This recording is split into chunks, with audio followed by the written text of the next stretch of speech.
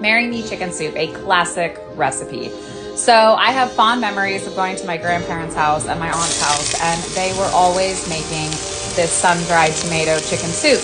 And I asked my grandmother, why is it called Marry Me chicken soup? And she said, because it's so good that the night you got engaged was the night that you made your husband marry me chicken soup. And from that point on, he decided that you were wife material. I don't know. It's probably an urban legend, but it's definitely a fond memory.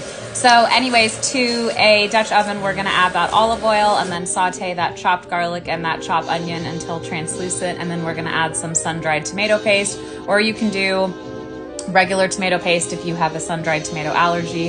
Then we're going to add some chicken bone broth. I like to use bone broth. I think it just gives it a much more robust, well-rounded flavor. And then it wouldn't be Marry Me chicken soup without heavy cream. And you need to use full-fat heavy cream here. Trust me, friends. And then mix that and simmer that on low until it's nice and combined. And then we're going to add our spices. You can do whatever spices you want. I do heavy Italian seasoning here, paprika, fresh basil. That's a huge important part of this recipe is Italian seasoning and fresh basil. And then you're going to use your pasta of choice. I'm doing the classic Marry Me chicken, and I'm doing elbow macaroni. You can also do fusilli pasta.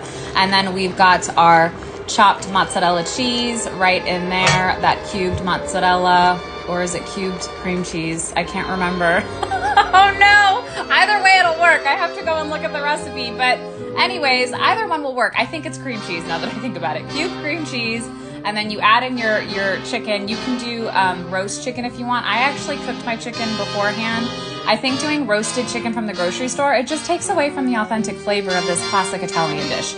So then next we're gonna add a ton of fresh spinach in there. Again, it wouldn't be Marry Me chicken soup without the spinach.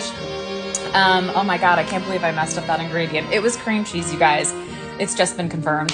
And then we're gonna add fresh Parmesan, because you have to have fresh Parmesan. Add as much Parmesan as your heart desires, or should I say as your husband or wife desires, because this is Marry Me chicken soup. Happy cooking.